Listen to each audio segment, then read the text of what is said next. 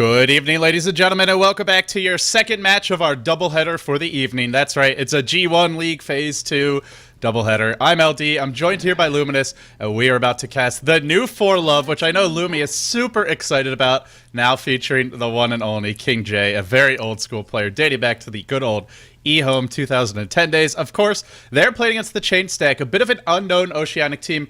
The one player who is going to stand out to most people who've been following the scene at all is a former Natural 9 player. His name is Risk. As for the rest, I'm not that familiar with them myself, but the last time I cast these guys, they ran a Naga Wisp combo. And let me tell you, I don't think that combo is quite ready for prime time.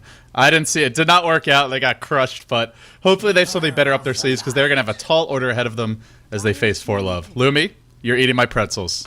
I am eating a pretzel. They are stale as fuck. You need to get me new pretzels. I do have to say, though, if you could run a Wisp anti-mage strat, which we saw, I believe, the Rising Stars, then I don't see the issue with the Wisp Naga. Yo, are you a self-loathing Asian?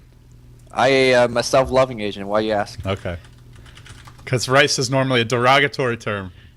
No, it's a good term. I don't see the issue. See, that's where you guys are wrong. You think rice is a bad thing. It's a sustain. I don't think rice is a bad thing. I think calling a team a ricing team is derogatory. No, it's like their style. Let's move on. Like you always say, Chinese have thousands of years of experience with ricing, so We too. there you go. Yeah, fix my overlay. It is now going to be LD and Luminous casting. Gods is, well, eating concrete brownies right now, but as far as the draft, a little bit more standard opening from the C.Stack. They're going to start with this Keeper of the Light, Darkseer, Anti-Mage, Split Push Special. As for ForLove, Magnus Rubik, some good team fight, not quite as mobile though, and anytime we see this Keeper of the Light plus any pushing carry, we know we're in for a turtle fest, most likely. Can they get to that mythical late game, Lumi? What do you think? I'm hoping for 3 games, each lasting around 90 minutes or so. I mean, that's why they had like a 3-hour break between the 2 games, right? Because they assume that the games each last 90 minutes, so it's only justice I will get it. Lumi, I'm assuming you've already done this, but just make sure that you have your in-game audio on. I do. Okay, just wanted to check, because Stream Chat has not started yelling at me yet, but I know they love to yell at me for any reason, so we'll try and head that off before it begins. But, guys, if you're joining us now, this is Game 1 of a best of 3. The winner is going to move on to face Rising Stars, or Rising Stars, as Lumi is now taking to calling them. They crushed their way through Myth Trust, a pretty solid, stable Southeast Asian team, but it looked like a stomp, especially that first game from what I heard. I didn't actually watch it myself, but you cast it, of course. And, well, that puts Rising Stars 1 game away, 1 best of 3 away from advancing to Phase 3. But whoever they face, especially if it's ForLove, that could be an interesting matchup and a tough one for both teams. So Rising Stars awaiting the winner of this best of 3. We won't get to that until later this week, but something to look forward to anyway. And now the second stage of bans begins. So what's really striking you so far as we move through this draft?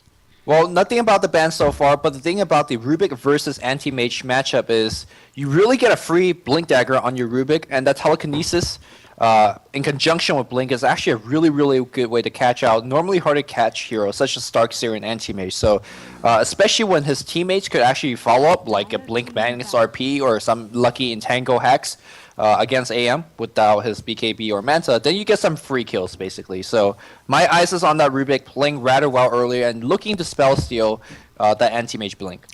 Yeah, that's a great point, because it's an instant disable. It's nothing you can blink disjoint. You blink in, you lift him. Unless he blinks the second that you jump in, you're going to grab him. And they do have the follow-up damage. With Magnus, you have, like, what, 800, 900 nuke damage before reduction when you factor in all of his nukes at their max levels. Even an RP at level 1 gives you another 150 and some auto attacks on top of that. If they can get an Entangle during that RP lift combo, they can bring him down. It will be expensive, but they can do it, and let's see what they go for with the rest of the draft. They are banning primarily strong team fight heroes, stalling heroes, and the Clockwork, the Queen of Pain. Obviously, Queen of Pain a great partner for Anti-Mage because she can split push very well. She can spread the map, and killing one of them is hard enough, let alone bringing both down. If you're not killing both, they're going to be split pushing some more. As for the C.Stack, looks like the Rubik combo heroes and then the Brewmaster were the choice for them. And I love this Brewmaster ban. Not only is he great against Lone Druid, but he's great with Lone Druid. You just 5-man with RP and the Panda split, and the lone druid there with, say, his basic items up, Phase Brutes, Maelstrom, or even the Radiance, and good luck defending against that. Sure, you have Keeper of the Light, you have Darkseer, but the bear just sits there and tanks the tower and doesn't give two hoots. Yeah, he's really, really good against Darkseer as well, disabling him 6 seconds whenever he wants. So with the Storm Panda throwing up in the air and stunning Anti-Mage and getting your Fire Panda on the Keeper of Light, it's just a lot of stuff to deal with. And so far, they don't have the AoE crowd control. Vacuum is something, but not against that Brewmaster split. So it's a very, very respectable ban, especially with the lineup and the strategy that they will be playing. So I think we're going to probably looking be a very, very powerful solo mid being picked up right now. What's actually still left in the pool? Templar Assassin is an option. Queen of Pain no longer. And I do bring up Queen of Pain because, again, a lot of these Chinese teams or Southern East Asian teams love their crops. Yeah, we're having some dispute in the chat. Some people are saying that the C.Stack is actually from Singapore, which might explain why I don't recognize some of their players. Risk is definitely not from Singapore, so... well, perhaps a bit of a mix, an international squad, if you will, from Southeast Asia. They will need the full might of an international team to deal with ForLove, who I'm curious to see. I mean, the one pickup that I'm interested about as well is Zippo, because Zippo did not have a good performance at the international too. That DK team as a whole, aside from Burning, really didn't play up to their potential, up to how they've done in the past. So I'm curious to see, will Zippo sort of be able to bounce back from that? It's been a while at this point. I know I'm sure it's not really on his mind anymore, but you know, in the viewer's mind, I think that's the last time we've really seen Zippo was for that DK team.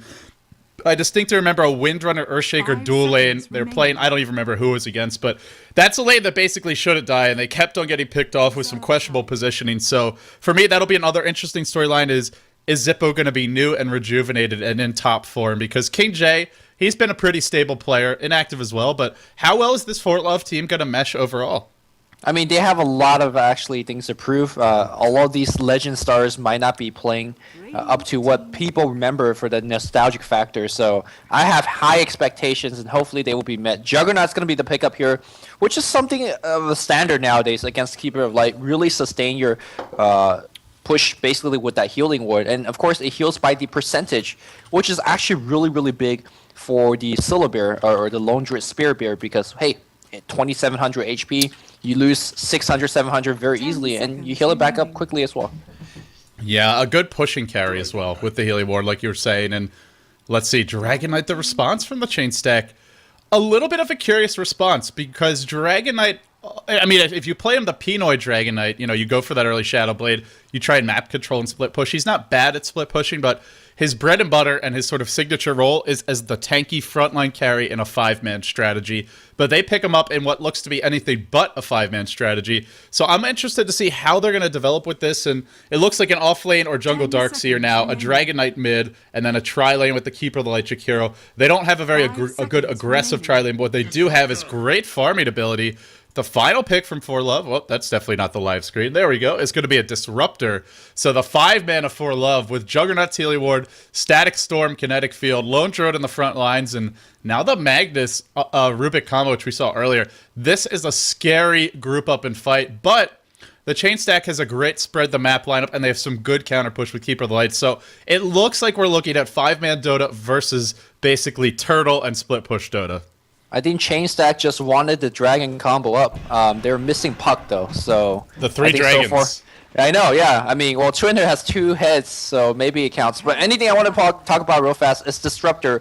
He's actually really, really good against split push strategies, especially when you're going for this big push down the mid kind of lineup because, you know, the enemy team split push, and then they see this big push coming. Your initial reaction is, I TP back and defend, and Disruptor says slow to that one. So, I mean, I'm not sure how next level the mind game is. Obviously, he does a lot of other stuff with this great ultimate and whatnot. But one thing that he also does is really mess up split pushers when they're trying to TP back and defend. But it looks like both teams running each other in the jungle. And King J is not there. King J, by the way, playing that Lone Druid up top. Yeah, so we do have King J up top playing that safe lane Lone Druid. 8K, going to be handling the Magnus, rushing a bottle, going mid. The Lone Druid Bear parked in the bottom lane, an adorable little Spirit Bear panda of its own. Scouting out that jungle. We have a bit of a little trap here from Johnny. Not going to find the opening, though. Zippo playing the Rubik. Who is this, actually? Is that Hansi on the Juggernaut? No, we have Hansi on the Disruptor. I'm not sure who this 5th player is. I think... what does that stand for? You speak Chinese, right? I think it stands for Yo. Oh, it's you. It's you, I think. Yeah, you. It means remote or far away or some Okay. epic Chinese. The last time I word cast like ForLove, I believe we settled on you, or that's what I was told. So we'll stick with that. And then over on the Chainstack side, we have the namesake Chains himself. Oh no. Blinks up to the high ground, but they could look to chase. Not going to.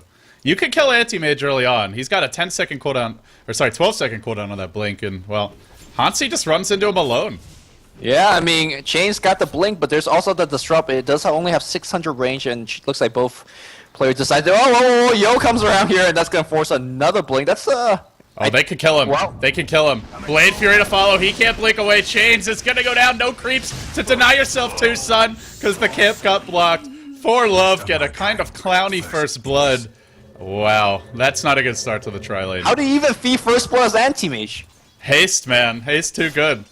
You know, Alright. you gotta question the way that he blinks, though. He could have easily just head this direction, back towards the left. Instead, he blinks forward into the jungle. When this area over here is the most likely spot for that third support to be. So, questionable blink from Chains and costs him the first blood. I mean, you already have a trialing that's really, really bad in terms of killing. So you're basically going to try to limit the amount of kills that you're going to give away while doing pulls and whatnot. Well, Backstab mid. there's a backstab mid right now on the the DK. DK is basically dead after a skewer and a couple of right clicks here. Good job of catching that thunderstorm, thunderstrike, doing a lot of damage right at level 1. Yeah, so meanwhile we have Risk backstabbing the creeps top. I don't think we actually introduced the full Chainstack roster. So Risk on the darks here. Johnny is that solo mid DK. Just saw him go down. Legendary on the Jakiro. Chains, of course, we saw him on the Anti-Mage. And now Minerva playing that Keeper's channeling Illuminate, going on to Zippo. There's the lift, but he does have Blink, no mana burn yet, so can't actually even think about a kill. Yeah, I mean, the bot lane here for the Radiant, basically they just want to preserve their lives, just try to get the farm on Anti-Mage while pulling, and of course Anti-Mage giving that first blood, not exactly helpful. Let's see how they're going to recover from this particular lineup. The gank on the mid lane doesn't matter too much. Sure, there was a first blood on DK, but he's basically going to stay here, bottle crow until the end of time, and yeah, basically farm and farm more. So top lane, Lone Druid really the perfect matchup for a Darkseer in this safe lane is, sure he can creep skip, but your bear just tanks the wave. I mean, ideally you probably want to keep the creeps away from the tower as much as possible, but now his bear is low, so he doesn't want to be forced to resummon it just yet. Risk being pretty efficient, he's farming the enemy pole camp, he's also pushing the lane as well, or back creep skipping basically, and the bear will come in, look to do some harassment, but King J, 12-3, Risk 17-0, some of those being neutral creeps, and now going for denies, triple deny. Yeah, he's been doing that earlier when he was doing split push as well. So also earlier when I was talking about the bottle crawling, that's a factor here for the Darkseer who really needs to get up to his next regeneration item. And if DK is hogging that bird, well, there's no more soul ring or whatever headdress that's going up on the top lane. And unfortunately, on the bot lane here for the Radiant, they really push on the creep equilibrium. So I think Dire's going to get a lot of farming opportunity that I don't think they expected to get, to be honest. This would be fine if they were pulling, but the issue is they're not pulling right now. In fact, they've blocked their own camp with a sentry ward, I believe. I'm not sure if that was... or sorry, this ward is actually blocking it. I'm not sure if this one does. It's slightly north of the magic bush, but either way, they're pushing the lane and they're not pulling, which means anti-mage not really farming. So can be good to push the lane if you have the trade-off. Bot top lane. Here we're gonna go skewer onto Risk, shockwave to fly. That will be an easy kill. Picked up that Invis Rune, finds an opportunity with it. So now every single core hero for the Chainstack has died, and we're only 3 minutes in. Yeah, I mean, just the way that people are getting kills, it's not really going off for the Chainstack. I mean, let's say if the support's got 2-3 kills, that's no big deal. That's 2 kills on the mid lane for a guy that, once he gets a Blink Dagger, really will take control of the game, especially against a lineup that really just want to turtle late. If you get an explosive start on Magnus, that can't be good for the Chainstack. Zippo playing really, really aggressive, especially against 2 long-range heroes. Maybe a little bit overall aggressive, but if they jump on Rubik, that's fine. Suddenly Juggernaut comes spinning in, and you can't really deal with that either. Yeah, I mean, the Anti-Mage can walk up and then blink away, but he can be glimpsed back in. It's already a level 2 glimpse. He's got to be careful about when he looks to use that blink. Ice Path to hit on 2. Really, if you're the Chainstack, you just want to basically spam them out of the lane. You don't want to go in for an engagement. If they had a good start, they probably could, but when they're behind like this, Juggernaut sitting comfortably ahead of that Anti-Mage at 1.8k net worth, and now they're looking for a backstab with this lane being at the tower. Gonna body block? Nope, just placing an additional observer, re-blocking the camp. Looks like it was just dewarded, and So no pulls for the chain stack. One of the real benefits of that Keeper of the Light tri-lane, you could just push the lane and then go for pulls, and they can't come steal your pull very easily without missing creeps to their tower. But with these constant wards, and basically the lane being pushed the other direction, that's not going to be an option for them. Yeah, regardless, I'm actually very surprised that ForLove decides to tri-lane against the Keeper. Generally, tri-laning against Keeper is like a suicide because you would never actually win that tri-lane. But so far, they're actually doing very well thanks to that pull, thanks to the first blood, and the fact that, well, Anti-Mage, you know, without a really dedicated killing lane, he's not going to do anything. Meanwhile, Juggernaut, all he has to do is spin in, and of course, with the help of that phase boot and a healing ward up, they're keeping the resources high, and they're slowly pushing that creep equilibrium towards that tower. I think once their creep wave is under tower, then we'll see that big dive going in. Yeah, it's a little bit... I'm kind of curious why they're not pushing the lane, because if Keeper's just spamming Illuminate, they could be in. If they push it, then ForLove is going to have a hard time finding any kills. Then they have an opportunity to deward, but their supports, looks like they want to get some boots up soon, and that could be pretty essential as well. If Juggernaut has phase boots, your Jakiro and your Keeper of the Light have nothing, so perhaps that's the thought process, is we don't want to spend any more gold on wards, we got to get our boots out ASAP. Now they're going to go on Hansi, they find him in the woods, Illuminate to follow. Down will go, and the Anti-Mage glimpse back to safety, the healing ward killed off. No spin for this Juggernaut just yet, doing those auto attacks, but they find a kill, and now we'll see a little space for Chains to actually get some farm.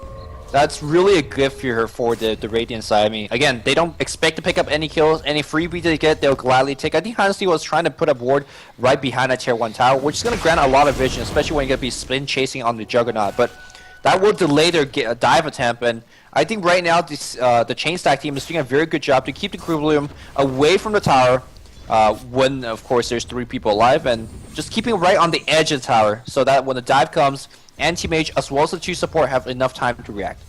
Yeah, meanwhile, on the top lane, King J is actually pulled ahead of Risk, who is no longer backstabbing the creeps. He's no longer going for the creep skip. I don't really think this is the best way to play the lane. If you're up in the lane in the Lone Druid's face, then he could just deny creeps and harass you. If he gets an entangle, he may even be able to kill you. Hansi has rotated mid, looking to go. It's right after the 6-minute mark. This is a fantastic time to go for that rotation. Places a fresh ward as well, but really wants to set up a kill here on Johnny, and they can do it with the RP. Just need a couple additional nukes with the, or basically nuke damages sources coming out for the Thunderstrike. Now they have the kinetic field. This is the opportunity. This is the moment. Are they going to go? Hansi comes in, but not really the best moment, it appears, as the creep wave was pushing. So I like the fact they went for this gank right after 6 minutes, but the execution just a tiny bit lacking.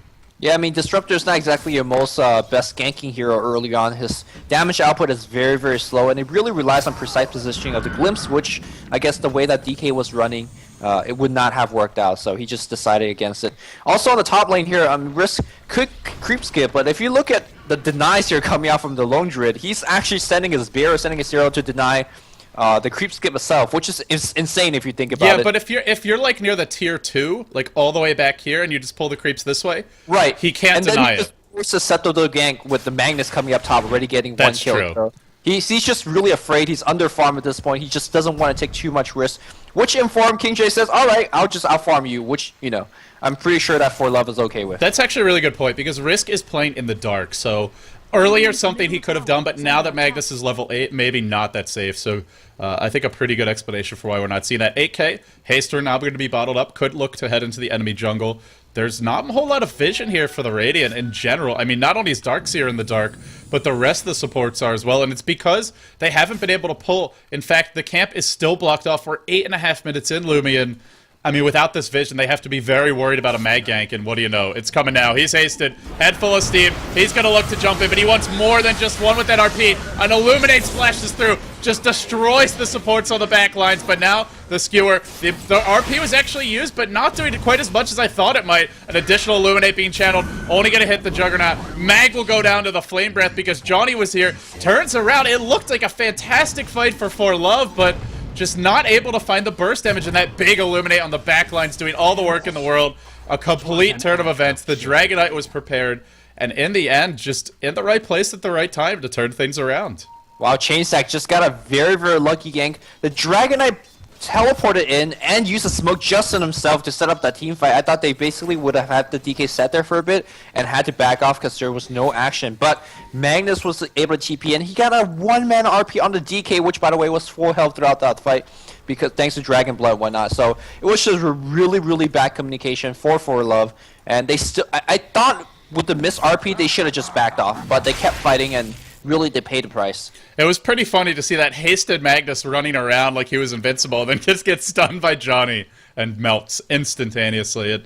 Magnus is not unkillable. The Dragon Tail is actually a pretty potent ability to have this game. Not just for the Magnus, but for basically killing off things like the Lone Druid Bear as well. Having that additional disable, very helpful for killing any single target, whether it's the bear or a hero. And now we're going to see both heroes back at the middle lane. Skewer in, not going to connect. Has the shockwave, but without that slow, I don't think I'll be able to find this kill. Haste Rune will be deployed now. Even looking for a turnaround. Darkseer's rotating this way. He's going to find a Wild Hansi. Who's going to actually start this fight? I don't know, but AK eating an Ice Path, eating a Dragon's Breath. He gets glimpsed back. The Darkseer can't continue the chase, but Legendary and Johnny want this kill. They want it bad. Flame Breath is there. Magnus will take a fall. And Anti-Mage picking up that farm bottom lane up to 33 CS, so all things considered, they was 0-3. They'd given up first blood on their carry. All of their cores had died. C.Stack pretty much right back in this game. Yeah, and the double kill right on the Magnus, the one that he TP bot, and of course didn't get much done, and the fact that he just died right now, that's going to delay his Blink Dagger by quite a bit. I think he had like 1700 gold. I really thought he should have sat in the mid lane and then finish the dagger, and then go back to on the bot lane to gank, because that gank's going to be a lot more effective and a lot safer as well. Now that's down to, what, 1200, 1300 gold, wasting a TP mid as well. He's going to be ineffective for a long, long time. He had a haster, and you can kind of understand the thought process. Sure, I mean, having a haste fair. is basically like having a blink in most cases. Except he got a one-man RP. I don't know how. It should be. But yeah, that fight, I think he actually got caught by the Ice Path, and it messed him up a little bit. So an unfortunate fight, but now we see the sort of that snowball effect of not only does that fight go badly, he loses some gold, but he dies because he doesn't have RP mid. Good rotation from C.Stack. And they want another rotation. They're lurking mid. They're being patient. There's your Dragon Tail. Illuminate to be channeled. Macro Pyre. And then the Ice Path to follow. The Illuminate does the trick. They get another kill on the Mag. And this is such a crucial hero to keep down. That Blink Dagger is so delayed. He would have it by now if he had just sat mid and farmed, and they hadn't killed him. And look at this rotation. Gank on the mid lane, immediate smoke. These guys are like smoking so hard. Bad for your lungs, but really, really good for these ganks. They want King J. King J level 10. Pretty farm at this point. Look at the highest amount of CS in the game. And of course, very, very good net worth as well. But they're going to just swing around. I think Pink might dispel that smoke. Nope, not close enough. And Dragon Tail, of course, from the range CK form is no joke. It's almost running out, but should have enough time here. Oh, they see no. King J. He got greedy. He's in ranged form. That's an easy kill. At this point in the game, it's really a lot safer to be in the melee form. But King J he'd been on an island this whole game. No pressure, so he gets a little greedy, and he pays for it. Yeah, I mean, right now, the C.Stack's range is really shown to affect Dragon. A lot of people expect him to be this melee turtle hero, but range form Dragon Tail, no joke. Ice Path really reminding us why that hero was picked. First pick, first ban for a long, long time. Yo. That's a pro team, so. Yo, first Vanguard Anti-Mage I have seen in like 6 months. Man, this is totally unusual, but in this game, I think could be very effective because ForLove really wants to force the fights, and a Vanguard Anti-Mage, very hard to bring down. Unusual, but because of how aggressive ForLove is playing, if he shows up at the right moment, this could potentially turn the tides of a fight, and something ForLove are unlikely to expect. I mean, now they've seen the Vanguard, but even so, it's just, is your thought process really going to be, oh, Anti-Mage is going to fight? It's so unnatural nowadays, given the way that AM is normally played. I definitely agree to that. And also, I think for the Radiant side, definitely a respect to the Entangle, what it can do to your hero, as well as that Static Storm. I mean, sure, you have Blink, but not when you glimpse back into the Static Storm and basically dying. So the Vanguard, as well as the Strength Tread, is going to be a big part of that. It won't surprise me at all if he's going to decide to go and fly. Back in the mid lane here, we do see Skewer to dodge away, as well as the TP getting cancelled. This Dragonite is just doing so much work with that Dragon form. And hey, I think he's going to start looking at the mid tower as well, although Shockwave is going to have something to say to that. Yeah, both teams have pretty decent counter approach between the Fade Bolt, the Shockwave. Now Rubik's going to actually steal a Dragon form. That's going to be cute. Now we're going to see quad dragons. The double dragon, the single dragon, and then the baby dragon, basically. I don't know how this creature gets created, the baby dragon, from a big dragon and then a twin-headed dragon, but the Siamese twin of dragons, pretty strange beast. Bottom lane, King J, he is pretty much the X factor right now for ForLove, as he has gotten some sensational farm. 5.4k net worth, 92 CS. Despite that death, despite being up against a Darkseer, not the easiest slated opponent, has played well and has slowed down the Darkseer's farm, who only has the Soul Ring and the Tranquil Boots, isn't really close to that hood or that mech. Normally you might see him be. And nice job scouting out the skank with the bear, is going to be able to back off despite not having any vision. I like the overall rotation as well from ForLove, putting their tankiest carry. They basically say, okay, Lone Druid, you're 10, you're going to be harder to kill than anyone else. You go take the dangerous farm in the bottom lane, you can also do the Ancients, and then we'll put our basically squishier, easier to kill carry the Juggernaut up top. A very smart adjustment in this mid game. Yeah, a lot of people see that, you know, support create the space for carry to farm. This is the complete opposite of that, and it definitely is working out splendidly. You see the 3 or 4 people being drawn to the bottom to do a fail gank, essentially, and then the mid and top lane respectively getting some farm. Also, I do want to point out that that was the 4th smoke I've seen from C.Stack. I think they are out of smoke for quite a bit, so if you're on the dire side, you get some free rising time, and that's a good thing for Magnus, who's very, very close to that Blink Dagger.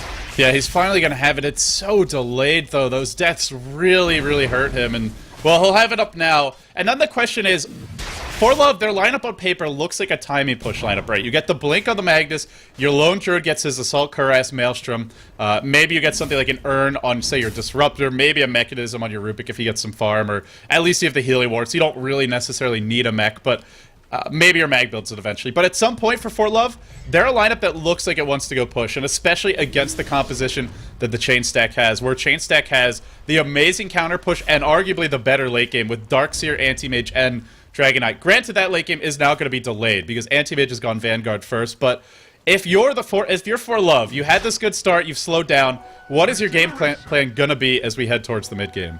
I mean, you just fall back to plan B, which is not that bad for Dire, which is the late game situation. You get Empower. Magnus is never a bad late game hero, especially if you get access into double RP with the Refresh Orb. I think the only quote-unquote weak hero here on the Dire side in the late game situation is Disruptor, but I mean, he's still going to give you a glimpse. He's still going to give you a very, very good silence. Juggernaut Healing Ward never gets bad. He as a hero perhaps is not the best late game hero, but he's going to chase around supports all day long. That's going to be his job. And of course, Rubik never really gets bad late game as well. I don't think they're going to be they're in a happy situation, but they'll gladly take it into late game, especially when the game's not going, you know, 100% well right now. Yeah, as far as the game is going right now, we see a 500 gold lead for ForLove. No towers claimed yet by either team, actually, and there's some good pushing heroes on both sides. There are some towers that have taken damage. The tier 1 top for the Dire at half HP, the tier 1 mid at about 3/4 HP, and the bottom tier 1 actually dropping low, but no extra towers have fallen yet. I wonder if we will see the mythical Vanguard into Battle Fury build. C.Stack thinking about it for the moment. Vacuum in assassination on this poor Rubik mid. No blink away for you, they say. Meanwhile, top lane, TP's everywhere, but mid is where the real action breaks out. They actually pull the Dragon Knight back into the Static Storm, into the Kinetic Field, but the RP whiffed again by 8k. I'm not sure, so they canceled his Blink Dagger, but he couldn't get that RP off. He skewers the Dragon Knight back in. He will fall, but conveniently, Johnny almost enraged for an additional Dragon Tail, still slowed by the skewer. Won't be able to get rage. King J joins the fight, but isn't there. Wow, what happened with that RP? I don't know. Maybe he just misclicked the blink here. Here comes the bear, and he entangles. No entangle just about. A lot of lightning procs. Still look at these lightning procs from King J. I think he would have traded one of them for entangle. Meanwhile, Legendary able to TP away. Glimpse was cooling down for 30 seconds. The wand charges weren't there. The mana wasn't there. All in all, I gotta say these engagements hugely favoring C.Stack, mainly because RP is down, and now they can push with very little fear of getting initiated. RP and Static Storm, I should say. They're two big teamfight spells, so now C.Stack says, fine, we're gonna start pushing, and there's really not a whole lot you can do about it. They are very reliant on that reverse polarity and the Blink Dagger to start the fights, and as of yet, they haven't actually had a good initiation from their Magnus. It's really hurting them as we head towards the mid-game. It really has been. The only saving grace here for the Dire is that Lone Druid's farm has not really been stopped. Sure, there was one ganked on him, but hey, he's still rising in the jungle. He's got the Hyperstone next to his Maelstrom on that bear. He's doing so much damage. All his team really is looking toward to do right now is basically tank up and make sure that King J can't do the damage that he is. And of course, when you have Empower on the bear, when you have the Healing Ward down, just a lot of assistance from his allies. And really, I think they're looking to have King J to carry them really the whole way. He's actually not that far ahead of our Anti-Mage, though. Chains, despite going for that Battle Fury first, or that Vanguard first, now just going to go straight into Yasha's. So opting to skip the Battle Fury and Obviously, if you get the Battle Fury Vanguard, you can fight, but you're going to be able to fight a lot better with a Manta style complete. You won't push quite as fast, but you will be able to fight more, and I think there's going to come a point, if he goes Battle Fury, by the time he's finishing his Manta, we're going to see ForLove looking to break the tier 2s, maybe even looking to head towards high ground. So I think this is, overall, probably the stronger build in this situation, since it ensures that if the push comes, but there's the blink at RP mid, Static Storm to fly, pushing him out of the Static Storm. The skewer, maybe not ideal. They do have a Rubik lift under the tower, so they probably can bring him down. But this Dragonite is tanky, man. 1600 HP, still sitting over 1000 after all that, and 20 armor. I don't know. They may not even be able to kill him in time. And they gotta be very, very careful. He has a double damage, so should he decide to choose a round and start stunning somebody, he could probably, like, he could turn around and stun Zippo right now, pop that DD and kill him before even he could lift him back. So, and probably even TP out alive because all the stuns are on cooldown. So, I'm looking towards this couple of heroes TPing in if you're on the dire side. But I mean, what is Juggernaut gonna do? TP an Omni Slash support or two? Maybe. I think he's just gonna run in because he's pretty much in position to cut off the path of retreat. But like you said, maybe Johnny just mans up here on Zippo. And with this pause, he'll have time to think about exactly which spells were used. And if he's smart, he may get Zippo first. But Zippo has that instant lift, so I think we'll see Johnny get lifted. The question is, can they bring him down during that lift? Otherwise, he could either just run back down the river towards his tower, or potentially man up and look to fight, as Illuminate could be rechanneled by that point. This is going to be an interesting moment. As far as the pause, let's take a look at how things stand. 3,000 gold lead for the chain stack, 4,000 experience lead. It looked so good for ForLove at the start of this game, and it really shows you how that small lead can completely dissipate on just the back of a few bad engagements. And here we go. I remember just like a minute ago you talked about a 500 gold lead. Let's see what he'll do. It's gonna probably turn around. Here we go. He gets lifted though, but still very tanky thanks to Dragon Blood. Oh, look at that 2-hit and a frame breath. That's gonna be a kill. There's a mech up. There's a mech already on C.Stack. He's gonna survive thanks to that mech, and Juggernaut pauses the game. Another disconnect. Wow, the early mech is such. That's where the 3K gold went to, and really that's gonna help them make more gold as their Dragonite probably gonna save their lives. He should be fine, because this bear can't actually be pulled back into the middle of the fight. There is a Fade Bolt, might just be able to clip him on the final bounce, but it's going to be tough, and, well, if they don't get this kill, that's a pretty big disaster for them, as currently, Chains was just farming top. He's got a Yasha, and if they dive this tower, he could probably pick up 2 or 3 kills on the back of, say, a good Ion Shell in him, maybe a Surge at the right moment, and constant Illuminate spam, just basically setting up a line of defense, dropping an Illuminate Ice Path, and backing up, resetting, and doing it all over again, just constantly retreating defenses, but never actually giving up too much ground for free. I don't even think Johnny's gonna die here. If he does, it'll be just barely. Yeah, I don't think he'll die. I mean, we're really forgetting the fact that Dragon Blood gives you, what, 12 extra armor, which is absolutely ridiculous if you think about it, apart from the regen. So he should be absolutely fine, especially getting also the armor granted by the mech. For the most part here, they gotta watch out for this big Illuminate that's coming in. Anti-Mage, Monovoid on Zippo. Can you picture that happening? People is gonna get blown up. So these pauses are not necessarily good for the flow of the team fight, obviously, but it's gonna give FL, who in my opinion is losing the team fight right now, give them a chance to actually rethink about the positioning and start backing off. Yeah, if you're ForLove, you probably back off here. Juggernaut is coming in, but so is a new creep wave, and they should know that because their creep wave is coming in. And if you try to fight now, that Omni Slash is likely to be useless. The chances of killing this Dragonite, tough, and even if you do kill him, do you take too much damage? There's a Darkseer wall to worry about. We haven't seen that yet. It's actually level 2. So when all things are considered, the better decision for ForLove should be to back off here. Even though it sucks, they've committed a lot to this Dragonite, but cut your losses, don't force the issue. They will do so. Oh, maybe Minerva gonna fall? No, the creep wave is here, so he'll be fine. And in the end, another good fight for the chain stack. At least they force out the anti-mage TP, but still not really enough. And RP was down, remember, used in that fight, so chain stack can split push with basically impunity. Yeah, actually, normally I would say, yeah, forcing the anti-mage TP is actually pretty good. It was surprising for me that C.Stack didn't just push the issue here and get that tier 1. DK was pretty low, and I guess you want to keep farming on your anti-mage because you know that the Lone Druid is also farming. Speaking of which, I really think that Lone Druid outlaid this particular anti-mage build because anti-mage doesn't have that accelerated farm. And cue the, oh my goodness, epic music. Spirit Blade actually farms Middle lane, a vacuum into an ice path, into 3-hero illuminate. Everybody on the run. The glimpse was there. Will it be enough? Legendary manning up. This double dragon wants some kills. Won't find them just yet. Now King J's joined the fight, looking for an entangle. Man, his entangle luck a bit lacking. His lightning luck pretty damn good, but you really need those entangles right now. The ice path will clip the bear. When it's all said and done, that was a 3-hero vacuum into a 3-hero ice path into a 3-hero illuminate. I'm throwing lots of arrows because I'm really damn excited. That was pretty sensational stuff. Another vacuum, another illuminate. The static storm deployed. Now the Juggernaut Omni Slash splashing through, but Johnny's still at about half HP. Now down to a quarter. Bottling up, still alive. Chains will join the fight. Where's that Mono Void? He's got some targets. He's not dropping it yet. Not even going to go in for a single kill. I'm surprised completely that he didn't just jump in Mono Void. Obviously, the bear is extremely tanky, and you don't want to jump in, especially he could glimpse you back and you're, not going to get that kill. But in any case, I'm surprised that he didn't even try for it. But for now, both Lone Druid as well as the Juggernaut's going to survive that team fight and start going back to base and heal. Again, Lone Druid is really farm right now, and I do believe he will outcarry the current anti-mage build, who does not have normally a battle fair to really pull his farm ahead. He's never really gonna even catch up, in my opinion. Not with this entangle luck, man. If he's not getting any entangles, he ain't not carrying this anti-mage. But I think mechanically, if you get an entangle and a maelstrom hit like proc at the same time, the maelstrom overrides it. So maybe that's why he's just not getting it.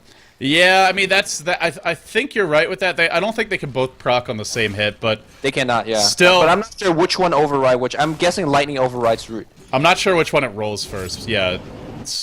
I think the lightning comes first though, because generally I've seen some players where their Linken's basically is dispelled by. It always seems to be dispelled by a lightning proc, or more often than not. So obviously the root would not be the first one being procced if that's the case. Statistically, seems like it's a bit unlikely. On to Hansi, they're gonna go with the vacuum, the ice path. They are executing that combo really well, and now looking to push this mid tower. Finally gonna force a bit of a fight here. Dragon Knight being recalled to the bottom lane. So not really committing to it, and as soon as Dragon Knight gets recalled, they blink RP Skewer 2 back into the tower. Macropyre deployed, doing nothing, unfortunately. And now, double damage up on AK. Looks like Dragon Knight will be the sacrificial lamb, as we see Risk. Maybe going for a surge. A vacuum on 3, surging. Oh, I heard a surge, but nobody's actually sprinting just yet. Now our Dragon Knight will, or our Twin-Headed Dragon will fall. They did get the tier 1 in exchange bottom. Actually denied by Zippo, it looks like. Oh, no, that was the mid tower. That was the mid tower. It's Zippo focusing on the deny. It was an RP for a deny and a Jakiro kill, which wasn't too bad. Also, King J was able to survive against a 3-man gank, really thanks to Micro's Spirit Bear kept resummoning it as Anti-Mage kept chasing. He finally got a root and was able to run away because of that. So King J still looking perfect. Meanwhile, the Risk just killing these supports. Oh no, I think he had. Sorry. I think, did he have an invis rune and just walked into the middle of the river? What was he doing there? I have no clue. I was not watching this. Yeah, I wasn't either. I'm thinking, like, well, maybe it had an invis rune, but he just got done using a double damage, and a new rune hasn't spawned, so I'm not sure. Maybe overextended. I think my first miss kill of the game. 18 kills in. Not too shabby for the first cast of the day, but my bad for missing that one, guys. So here comes the push bottom. They've got the healing ward. Our Juggernaut, appears to be going back for a Perseverance, so it looks to be a Battle Fury for him. They want to take this a bit later. They've got the Lone Druid going for more of a mid-game build with the Maelstrom AC, but obviously that can scale late. You just won't farm as fast as the Radiance. But they're pressuring this tower bottom. The Glyph is there, not being used just yet. Bear gets vacuumed, back into the ice path. They want this last hit. Nope, they don't. They just want the Bear. The deny is there, and now the C.Stack gonna back off. Meanwhile, top lane, Chain's farming. He's got his Manta style. Not the fastest farm we've ever seen, but considering Lone Druid is sitting about the same as him, I think this build might end up working out all the same. Yeah, the Manta style is going to be a big part of disabling the root, and he could, go back to his blinking ways. Also, if you blink on top of the Disruptor, Manta immediately, suddenly the Disruptor is either going to be dead or he's going to glimpse the wrong one, which you're fine with. So, for the most part, a very important item purchase in this particular stage of the game. Back in the mid lane, though, Hanshi, BKB up, even here on the DK. A big pickup in terms of item. I'm not too sure whether it was worth it overall just for that one support kill, because that was your 10-second BKB, but he seems to think so, so hey, more power to him. I think they could have gotten the kill anyway, though, because he got the stun off. The Illuminate Ice Path, Dual Breath was going to be there. Still, just plays it safe. Make sure he gets the kill. Nothing wrong with that. And now they're going to push mid. They have the Manta on the Anti-Mage. They have the BKB on the Dragon Knight, albeit cooling down, but will be up and about in a minute if they want to slow siege this one. Can do so, and Are they actually going to go for it? Looks like they might be thinking about Roche, potentially? Nah. That would be rather bold. Looks like a bit of a jive behind the trees. Now pops back out, wall and Viz. They want to bait something mid. They want to see a hero push out, and then look to go on him. Nothing doing just yet. King J, back to the jungle. Assault Cuirass coming quite soon. He's up to 3k, so basically has it complete. And with the Assault Cuirass, suddenly Dragonite Anti-Mage really aren't going to be hitting that hard because their physical damage isn't that great to begin with. Oh, yeah, at the current set of items.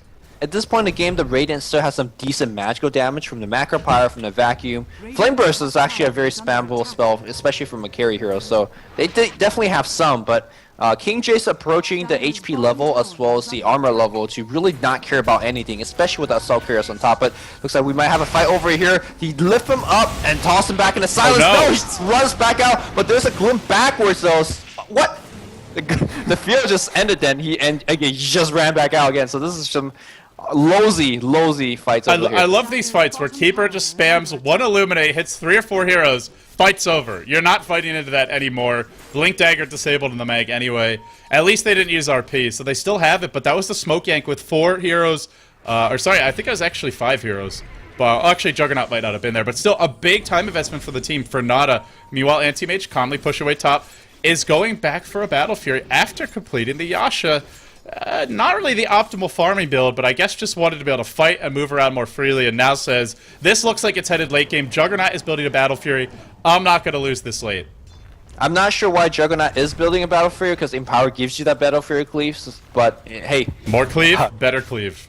More cleave is better cleave, I do agree with that. Now, Anti-Mage is going for the Battle Fury. It's still actually accelerating from quite a bit. It's not a bad late game item, especially when you have things like Vacuum to set you things up. But more importantly, the split pushing power, the power to actually pressure the enemy tower is actually pretty huge. Looks like another big smoke. How many smokes do you guys have? They're like buying them as they cool down, and well, they see King J. Can they get King J? There's going to be a Dragon Tail throwing everything, Macro Power, Ice Path, Vacuum, but they just can't get the kill on him. He's so damn tanky. Oh, Healing Boy healing a little bit. Here comes the big ultimate RP on top. Any spell being stolen just yet. They're going to focus here on the Darkster, get the kill on the Darkster. BKB is up on the DK. King J runs back and still gets healed from the Healing Ward. They're going to get the DK as well. Big, well, are they? Oh yeah, you done. You dead. Wow, big turnaround here for ForLove. I did not expect them to win that team fight, especially the way that Niksha and King J, not only did he survive, they won the fight, and they're going to get a tier 1, I think, on top of that. By the way, that's King J's Laundry without a casual cloak, which I highly would like to see him pick up right now, but even without that cloak, still beastly as all hell, and the Healing Ward allows him to come back into the fight, to turn it around, and we see the issue for going on King J is if you don't kill his Lone Druid, which is extremely difficult at this point in the game, then suddenly there's an RP on your face, there's a Juggernaut Omni Slash on your backline supports, there's a Disruptor Static Storm. I want to point out, Jakiro has a Ghost Scepter, great item against the Juggernaut and the Lone Druid, and was actually able to live through the initial Juggernaut ult. Did end up going down in the end, I believe, to the Blade Fury damage, but at least stalled. But when it's all said and done, ForLove, they're going for Roche. They're going to claim this one uncontested, basically. Chains thinking about going in, but with the Battle Fury Yasha Vanguard, at this point, not really the best fighting item, so really needs to complete that Manta style, really needs to start working towards probably a Butterfly to deal with all that Lone Druid physical damage. Yeah, I mean, at this point of the game, that was a huge win for ForLove. And of course the Grow Graph speaks to that as well, but the map control you regain back. Now suddenly everybody had to push out the wave before ganking King J again, so that's going to buy him more farming time. The Aegis on top basically says you could never ever kill me twice in this team fight. You gotta start dealing with my bear. And speaking of which, my bear has more armor than your entire team combined. Maybe not. Well, there's a Dragon Knight, so maybe not more than him, but everyone else, yeah. For everybody else, and he's dealing insane amount of damage thanks to Empower, thanks to the rapid boost as well, and of course, he also has 3k in the bank. So that fight was absolutely huge for ForLove. I don't know if C.Stack can really take this late. I mean, it's not that they can't. They have good late game supports, especially a hero, of course, like the Keeper of the Light, who could stall the game forever. There's still no pipe, there's still no mech, so that Illuminate spam will make it hard to push into this team, but Anti-Mage is not going to be able to outfarm this Lone Druid for a long time. He has the Battle Fury Yasha now. I don't know if he'll ever be able to be honest, because King J is so tanky, he'll never have to leave a lane. Anti-Mage does have to leave the lanes, and, Well, he's only got a Battle Fury. He doesn't have the Manta Style. He doesn't have the Butterfly for the additional attack speed. And they're smoked up. I can't believe this tier 1 is still standing against the composition ForLove has. But it ain't standing for long. Chain's just lurking on the sidelines. But realistically, I think you just give this up. I mean, they're going to try to throw a couple spells in front, but the tower is so low, it's not even worth fighting over, in my opinion. 2 hits, 3 hits, that's going to be a tower. Oh, there's a double damage on the DK, though, so... You could get RP'd here. Uh-oh, no RP, but they force out the BKB. Now they're going to back off, wait this one out, then they're going to go in. Dragon Knight needs to run. He's going to get Blink RP'd in a second. Anti-Mage lurking in the back lines. Chains is there. Okay, our Dragon Knight backs off. But now with his BKB down, they can go tier 2 because they forced the fight at the tier 1. Anti-Mage ported out. Oh, he ports... oh no, and he's jungling. He's not even pushing the lane. This is not really the ideal situation. 2 towers in a row? Is that the idea? Well, I think they have to give this up because the Dragon Knight BKB is on cooldown. But what I don't like is that he's jungling. Would really like to see him in the lane, and now he's going for that. So he will at least apply some pressure. But yeah, I don't think you can fight this. ForLove has everything, and they have an Aegis, and you don't have a BKB on your Dragon Knight. Yeah, of course, you can see that the Juggernaut's just waiting for that healing ward cooldown. That bear is sustaining a lot of damage. Shouldn't actually give away that bear. Definitely want to heal it back up with the healing ward. You can see that Chains is doing that split push, and he's gonna force that TP from King J, which, you know, no big deal. That push on top is defended fairly decently. You were talking about the late game comparison of Anti-Mage and Syllabear, and of course Lone Druid, very innate tanky nature because of his high HP of the true form. Thus, he doesn't have to go for those tanky items that Anti-Mage has to do. Lone Druid doesn't have to get the heart. Anti-Mage does. So I feel like Lone Druid, because of that, spend gold better too. Well, something else you also pointed out is he gets some power. That's a huge buff that Anti-Mage has no buffs like that. He doesn't have any attack speed auras like an Inner Beast aura or a Vengeance aura to give him some extra damage. So it's only whatever he can farm, and he'll have his Manta Style soon, but at that point we're looking at Lone Druid probably getting close to his MKB. He went back for Basher. So seeing there's no Butterfly anytime soon on the Anti-Mage, seeing that Dragon Knight is actually going for Assault Cuirass most likely, says I'm going to get a Basher now, whereas in other cases you might have to get an MKB in a normal game. But because of the Anti-Mage's item selection, because we've seen Chains sort of delay his real farming pace quite a bit, I think this is a nice build, and the Basher, an item that can just win you a fight instantly. If you get a Bash on the Anti-Mage or the Dragon Knight at the right moment, and can burst them down quickly. Yeah, on a melee unit like the Spare Bear, it will go through BKB as well, so that's a pretty big deal. King J playing the how many times can you proc with different items game with his Lone Druid Bear? And I don't know the exact map, but I imagine it's a lot. Yeah, I mean, we got a lot of attack modifiers on that bear right now, but well, we'll see. The bash as well as the lightning proc.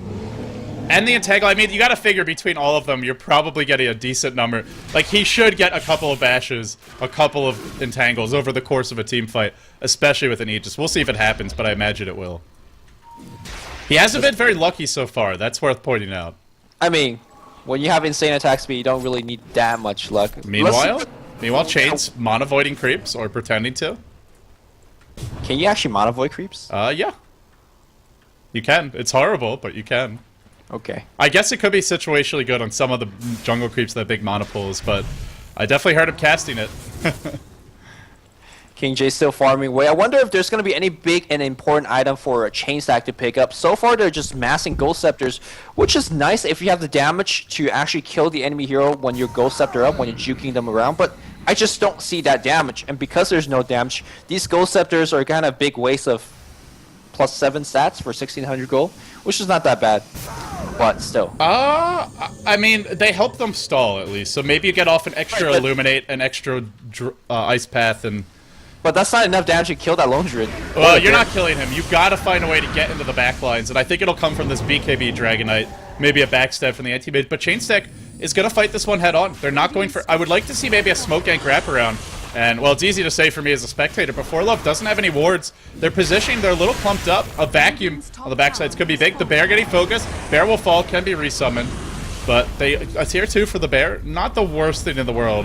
That Aegis is starting to cool down now. It's about to run out. So, all things considered, I feel like the C.Stack done a pretty good job of dealing with this Aegis. Well, King J was porting right out under Risk. I'm not sure why Risk didn't actually vacuum, cancel the TP, and basically force the fight, because if you actually kill that bear a second time, you could go straight to the racks right there. So I felt like Chains perhaps play a little bit too passive. I think they just gave up a pretty big opportunity. Now, King J is going to be farming on the bot lane, away from enemies, and more importantly, wait for the cooldown of that bear to recover. Speaking of which, what is his goal right now?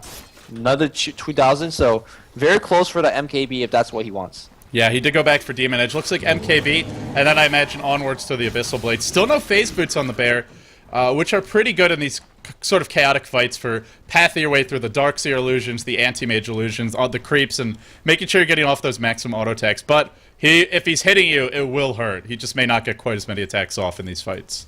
Yeah, I guess the phase is mostly forfeited because there's already multiple Ghost Scepters, so... That's true. Well, yeah.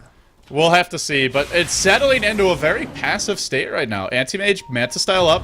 Honestly, not very impressive farm for 36 minutes in, but considering the build he went for, you can't really farm much faster than he has, to be honest. A few sort of, you know, imperfections in his farm, but all things considered, reasonable farm. It's just a very slow pace, and look at that lone druid. He's really pulling away now. He's not close to doubling up these two, but another 5-6 minutes he might be.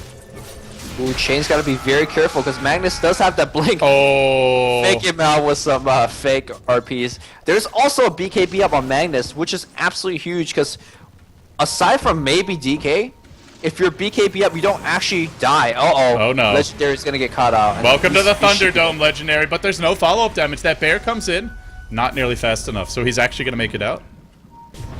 Very lucky break. Our Juggernaut blink it, RP to catch chains, now the Shockwave to fly, a nice blinding light making sure that this bear is not doing a thing. BKB up, man mode from Johnny, jumping in, Illuminate splashes through, and it looks like it's actually the lone druid on the run. Has the bear, still going to work, but Dragon Knight's not taking any damage, and a crucial pickup, this Shiva's Guard, limiting the damage, slowing that bear down even further. Now King J, isolated, surrounded, no longer has that just might be brought down. The Mono Void, not quite enough. But a great fight for the chain stack. The RP only catching one hero seems like it just wasn't enough in the end.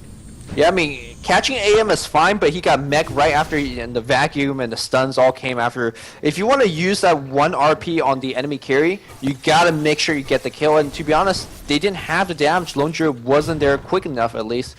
But regardless, it's gonna transition this off to a push. I think they'll get the tier 2 or try for the tier 2, but I don't think they get anything beyond that because RP is down. Yeah, there's no Darkseer wall, but the chain stack is good counter push overall. There's no mech up, there's still no pipe up. The bear's gonna siege away on the tower. If it dies again, though, it's dead for 90 seconds. Entangle on the Jakir, but he'll Ghost Scepter. He drops the macro power. Everybody runs away from it. Inside of that kinetic field, taking big damage. Legendary, a secondary Ice Path. Zippo down to 30 HP. Sideswipe by Johnny. Now the chase, the Anti-Mage Illusions doing the work. Dishing and delivering. Wants another kill. We'll find it on Hansi, and now we see the blink forward. Can't really find a good target for that Mono Void just yet. Oh, 8K is the target. He sniffs him out. He's got the set. A blink and a Mono Void. Could be a double kill. Not dropping it yet. This is the perfect opportunity. He's missing 800 mana. Oh, I think he had a double there. He's still not using it. What are you waiting for? There you go. They don't split. Gives up the double. Chains now carrying the chain stack.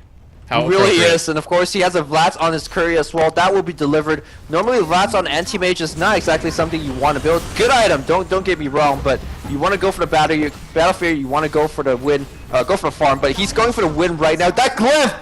Oh no, that's Rex. With that down, that's a throw glyph. Unless there's buyback on the Magnus, there isn't.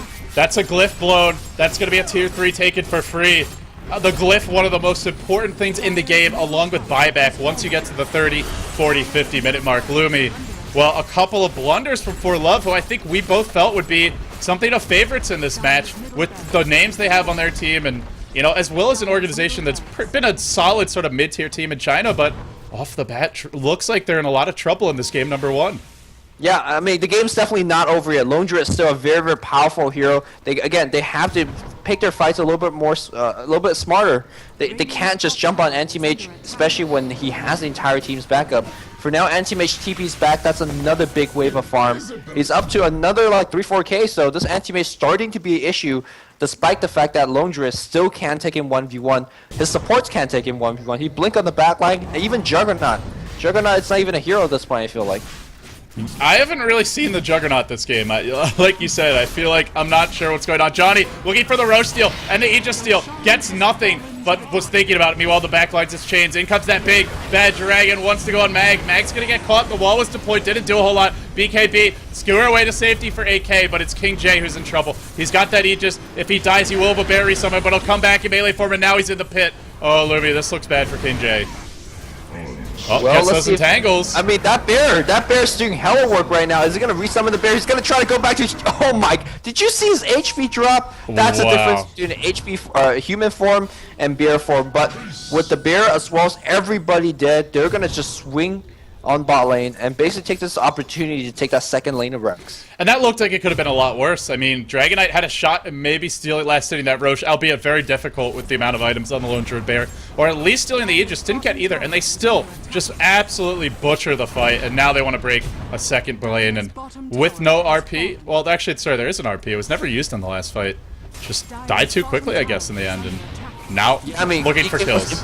And he just initiated straight up on the Magnus, and Magnus got picked up, got lifted around, and I do believe they will get at least a tower, if not the melee racks, before the Magnus to really get in position. And even if Magnus gets a good RP right now, Yeah, there's GG. just damage coming out without Lone Druid being alive. So GG is being called. ForLove drops game number 1 in a very, I want to say, back and forth game, but C.Stack just kind of pushed through in the ending stages. I felt like ForLove, the team decision making, not really the best. Some of the reverse polarity is a bit lacking. Not to pick on anyone, but their lineup, because of the way it was constructed, Magnus was their only hero who could start the big clashes. They didn't have anyone else who could go in, so it was a lot of pressure on 8K. But I felt like going back even to that initial gank bottom just wasn't able to deliver those clutch 3-4 hero reverse polarities when they needed it. Sure, they had Zippo with a blink single hero lift, but in the end, they couldn't find the big RPs, and when they were down, C.Stack punished them in spades. We'll see. Can ForLove bounce back in game number 2, or is this going to be a clean toe sweep from the Singaporean-Australian mix? We'll find out after this. Lumi, any closing thoughts on the game? Great smoke gangs from C.Stack. Definitely going to be looking for similar stuff in game 2. All right, guys, stay tuned. When we come back, we will have game number 2, C.Stack versus ForLove. The winner moves on to face Rising Stars, who rose to prominence over the past few weeks as a solid contender, sort of middle-of-the-road contender in the Chinese scene. Not going to be an easy opponent for either of these teams, but first, they got to get there. Who will it be, ForLove or C.Stack? We'll start to find out after this, as game number 2 will be coming up next.